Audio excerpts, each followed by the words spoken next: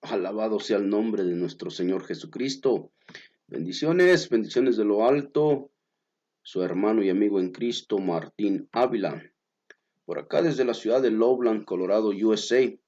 Esta mañana vamos a hablar un poquito respecto a la unicidad. Por ahí hay muchas personas que están un poco confundidas respecto a las citas bíblicas o respecto a la Trinidad en sí. Hay personas que realmente no pueden notar que en la Trinidad podemos mirar la presencia o ahora sí que del Padre, del Hijo y del Espíritu Santo. Al menos es lo que Mateo nos enseña por allá en la Gran Comisión, o perdón, Mateo, sí, y también por allá ahora sí que en el bautismo, en el bautismo de nuestro Señor Jesucristo. Podemos mirar por ahí en Mateo capítulo 3, versículos 16 y 17, cómo es que cuando Jesús fue bautizado, eh, al subir de las aguas, se abrieron los cielos y se escuchó aquella voz. Se escuchó aquella voz cuando vio al Espíritu de Dios que descendía como paloma y venía sobre de él, dice la Escritura. Entonces esta voz del cielo se escuchó y decía: este es mi Hijo amado, en quien tengo complacencia. O sea, ¿quién habló desde los cielos? El Dios Padre. ¿Quién descendió como paloma? El Espíritu Santo. ¿Y cuáles fueron las palabras que dijo Dios Padre? Este es mi Hijo amado, a quien tengo complacencia. Hay muchos versos los cuales en realidad tiene que explicar la persona unitaria de un solo Jesús, del nombre, como le llamen. En este caso también los de la luz del mundo, o los testigos de Jehová. Todos ellos niegan dos doctrinas fundamentales, que lamentablemente su salvación está en riesgo. La Trinidad de Dios es una y la salvación solo por gracia. Estas dos doctrinas fundamentales del cristianismo, estas personas, estas sectas se podría decir que mencioné, que son los testigos de Jehová, la luz del mundo, de Guadalajara, ahora sí que los unicitarios pentecostales o apostólicos, perdón, niegan estas dos doctrinas fundamentales. Eh, pero todo es cuestión de estudiar la palabra de Dios a fondo. Todo es cuestión de estudiar la palabra de Dios a un nivel donde verdaderamente podamos entender lo que nos quiere decir, lo que nos está diciendo. Ellos se basan realmente a que hay un misterio tan grande que solamente a través de revelación podemos entenderlo. Pues esa revelación no puede venir o no puede estar fuera de la misma Biblia. Así es de que hoy en este día, con la misma Biblia, con la misma palabra de Dios, vamos a seguir desenmascarando estas sectas que niegan estas dos doctrinas fundamentales: la Trinidad de Dios y salvos por mera gracia. Bueno, eh, la palabra de Dios dice por ahí en Hechos 7, 55, 56, que cuando Esteban vio los cielos abiertos y vio a Jesucristo a la diestra de su Padre, si pone atención, cuando los cielos estaban abiertos, Esteban vio a Jesucristo a la diestra de su Padre. Eh, en el monte de la transfiguración, luego de decir que iban a hacer las enramadas a Moisés y a Elías, los discípulos oyeron la voz del Padre que dijo: este es mi Hijo amado, en quien tengo compaciencia. O sea, los discípulos mismos escucharon la luz del Padre decir: este es mi Hijo amado, en quien tengo compaciencia. Complacencia. De nuevo, Aquí pareciera eh, que los discípulos comieron de más o que estaban alucinando, no sé. La verdad es que está bien claro Mateo 17:5. Eh, y no nos podemos imaginar una contradicción por la falta de sentido en Juan 3:16.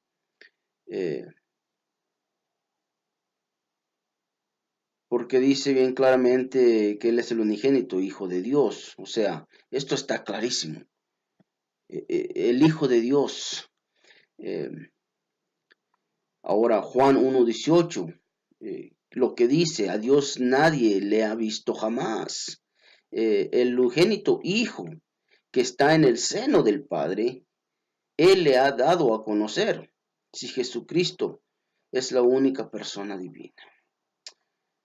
Eh, o sea, ¿a quién se refiere? Nuestro Señor Jesucristo. ¿Y quién lo dio a conocer? El Padre. Esto está, eh, esto está interesante porque no solo eso, sino que la promesa también de nuestro Señor Jesucristo de enviar a otro consolador sería un engaño si lo miráramos de esta manera como lo miran los unicitarios. Sería un engaño si la promesa de nuestro Señor Jesucristo de mandar a otro consolador no la tomáramos así. ¿Por qué? Porque está claro. Está clarísimo.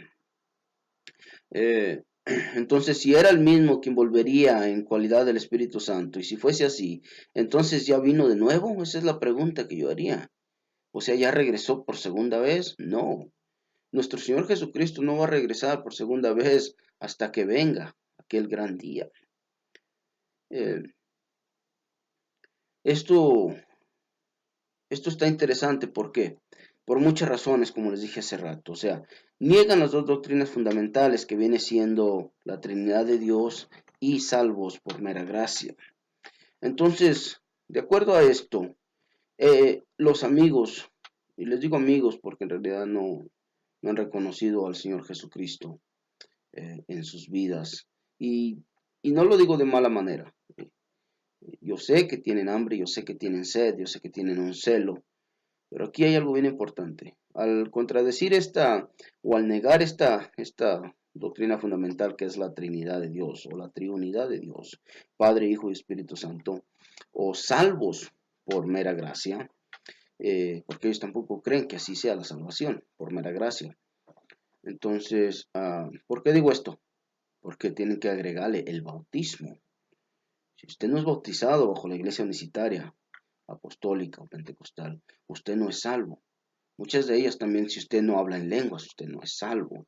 Muchas de ellas también, si usted no deja de vestir, me refiero a la mujer, pantalón, tampoco es salva.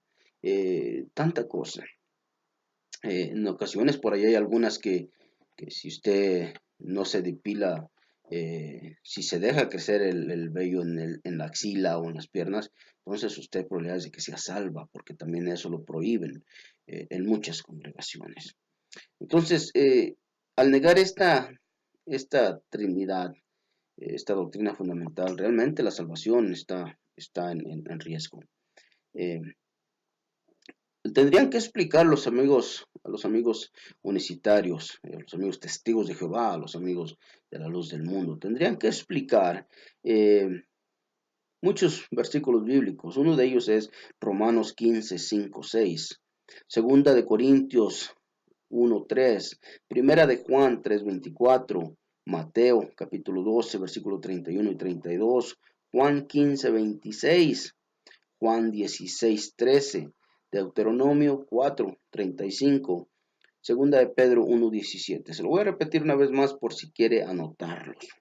¿Okay? Romanos 15, versículos 5 y 6. Segunda de Corintios capítulo 1, versículo 3. Primera de Juan capítulo 3, versículo 24. Mateo capítulo 12, versículo 31 y 32. Juan capítulo 15, versículo 26.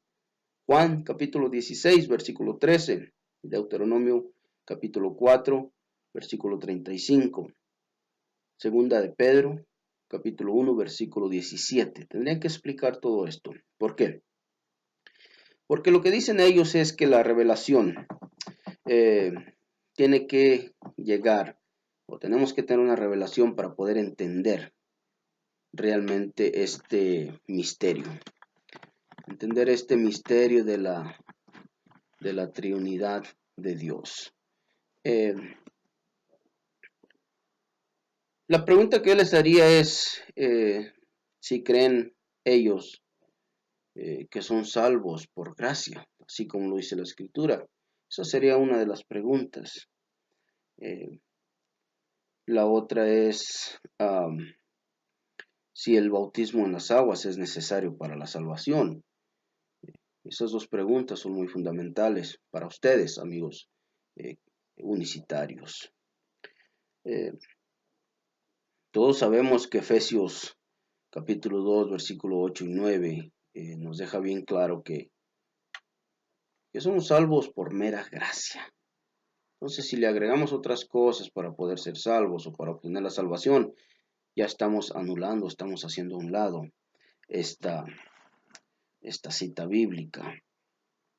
El problema aquí en los unicitarios es que, aparte de todo esto, están muy enredados, están muy confundidos, y a razón de esto, tienen muchas normas. Hay muchas normas en sus congregaciones, hay muchas normas al punto de que la mujer, se le prohíbe tanta cosa, a la mujer. Y todo esto viene a la exhortación que Pablo hizo a la carta de Corintios o a la iglesia de Corintios, o mucha, mucha cosa de esta viene a raíz de eso, ¿verdad? Porque está mal entendido, están realmente sacando conclusiones o sacan conclusiones muy fuera de su contexto. Esto en realidad que tendría que tomarse en cuenta, porque hay ocasiones que no les permiten ni usar un anillo de matrimonio a las mujeres, en algunas iglesias. En otras no les permiten ni depilarse las axilas o las piernas. En otras no les permiten ni siquiera abrir la boca dentro de la congregación. En algo otras pelean un título de pastorado o de liderazgo. ¿Por qué? Porque la mujer sí puede profetizar, la mujer sí puede administrar en la alabanza, la mujer sí puede dar clases a los jóvenes, a los niños, pero no puede predicar. Entonces, ¿por qué? Porque al oír que va a predicar, entonces pastora. Y de ahí comienza la pelea del título de pastora.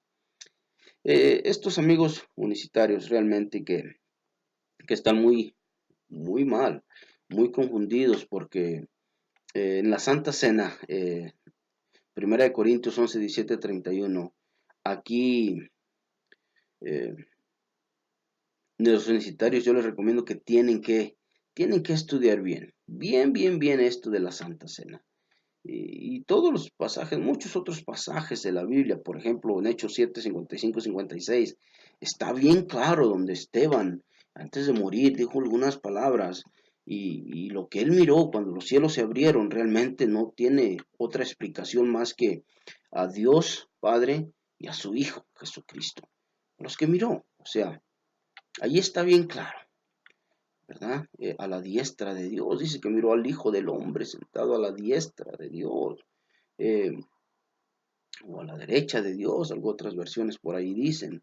Entonces, realmente que lo que sucedió en el 1913, donde comenzó todo esto de eh, la doctrina de la unidad de Sabelio, este presbítero de la iglesia en el norte de África, afirmó que Dios no es trino, sino que Jesús es Jehová, la única persona de la deidad.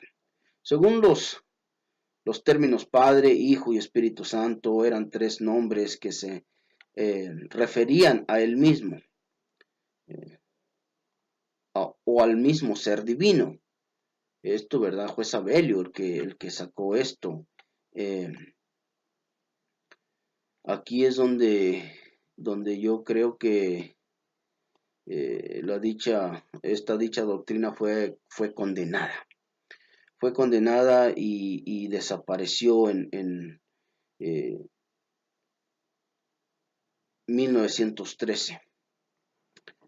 O sea, fue desaparecida y apareció otra vez más y, y bueno, esta doctrina sabeliana yo creo que anda rondando, eh, porque esto realmente comenzó por ahí en un culto en el estado de California, eh, cuando un predicador observó que los apóstoles siempre bautizaron en sus convertidos en el nombre, o a sus convertidos en el nombre eh, de Jesús, y nunca emplearon la fórmula trinitaria en el nombre del Padre, del Hijo y del Espíritu Santo, tal como nuestro Señor Jesucristo lo dejó establecido. Así es de que esto de los unicitarios, eh, podemos ver que está muy fuera de sí. Eh, ¿Por qué? Porque el apóstol Juan ya sabía que esta secta iba a surgir eh, en los tiempos postreros, o sea, en estos tiempos, y, y incluso él nos lo mencionó por allá en Primera de Juan, capítulo 2, versículo 19, donde dice que salieron de nosotros, pero no eran de nosotros, porque si hubiesen sido de nosotros, habrían permanecido con nosotros. O sea, estas son palabras del apóstol Juan. Pero salieron para que se manifestase que no todos son de nosotros. O sea, cuando dicen nosotros, ¿a qué se refiere? A la iglesia de Cristo. No a mi congregación, no a mi denominación, no a mi institución, donde tú te encuentres. No se refiere a eso, porque la iglesia de Cristo realmente son todos aquellos consagrados, todos aquellos que andan haciendo la voluntad de Dios. De ahí se formaliza la iglesia del Señor. ¿Por qué enfatizo en esto? Bueno, porque lamentablemente hay muchas personas también que creen que están en la iglesia de Cristo y que solamente en esa iglesia de Cristo hay salvación. Y se refieren a una institución, cuando esto no debe de ser así. Entonces, bueno, hay muchas preguntas. Si Jesús tenía un monólogo en sí mismo en todas las ocasiones que habló con el Padre, porque muchos versículos donde habló con el Padre, le oró al Padre, le pidió al Padre, intercedió, incluso las Escrituras dice que solo hay intercesor entre nosotros y Dios, que es Jesucristo. O sea, eh, tuvo un monólogo en sí mismo. ¿Qué sucedió? ¿Por qué Jesús pidió al Padre? Y, y podemos ver eso en Juan 14:16, en Juan 15:26 y en Lucas 2:49. Podría leer todos estos pasajes bíblicos, pero en realidad son muchísimos. Y bueno, no tengo 2, 3 horas para estar aquí, a lo mejor más. Eh, Ahora, ¿quién lo envió al Señor Jesucristo? Dice, el Padre lo envió. El Padre fue quien lo envió a él. Y esto lo podemos ver por allá. O sea, él fue enviado. Y él hace declaraciones diciendo estas cosas. Por allá en Juan 3, 16, 17, Juan capítulo 5, versículo 43, Juan capítulo 6, versículo 38 y 39, Juan capítulo 9, versículo 3 y 4, Juan capítulo 12, versículo 49, Juan capítulo 16, versículo 28, Juan capítulo 20, versículo 21 y Juan capítulo 1, versículo 18. Aquí podemos mirar realmente tantas citas bíblicas donde el Señor Jesucristo hace énfasis y aclara muy bien quién lo envió, por qué hace las cosas, cómo anda hablando Él, qué son las palabras que Él habla,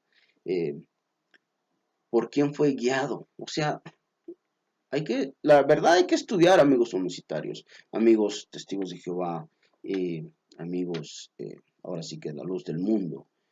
Hay que estudiar, hay que estudiar. ¿Por qué? Porque realmente, si no estudiamos la palabra, no nos vamos a dar cuenta que el movimiento pentecostal unicitario se considera se considera realmente la Iglesia de Cristo, cuando no lo es. En realidad, en 1914 fue cuando, eh, ahora sí que inició todo esto. Por ahí hubo disputas también, estuvieron por ahí en desacuerdos dentro del mismo movimiento pentecostal. Y bueno, hay muchas cosas que necesitan aprender los amigos universitarios. El consejo mío es el mismo de siempre. eh, el que dio nuestro Señor Jesucristo, escudriñar las escrituras porque en ellas nos parece que tenemos la vida eterna. Si escudriñarlas no quiere decir nada más leerlas. Por ahí hay una persona que me reta a un debate, pero pone sus condiciones y sus condiciones es una de ellas. No teológicamente, no historia de la Biblia, simplemente quiere leer los pasajes bíblicos así, sin conocer su contexto, sin conocer su concepto, sin saber su propósito, su destinación, su remitente, y todo esto nos cae al gran error en el cual están ellos, nos deja caer al gran error en el cual están ellos, sacar conclusiones por textos fuera de su contexto. Así es de que escudriñar las escrituras es lo mejor que podemos hacer. Bendiciones, bendiciones para todos, perdón, todos y cada uno de ustedes en el nombre poderoso de nuestro Señor Jesús. Que la paz, el amor, la armonía, que las bendiciones del Señor estén siempre, siempre con cada uno de ustedes. Bendiciones y hasta la próxima. Su hermano y amigo en Cristo, Martín Ávila, mejor conocido como Soldado de Cristo. Bendiciones, Germán González. Por aquí espero tus contestaciones.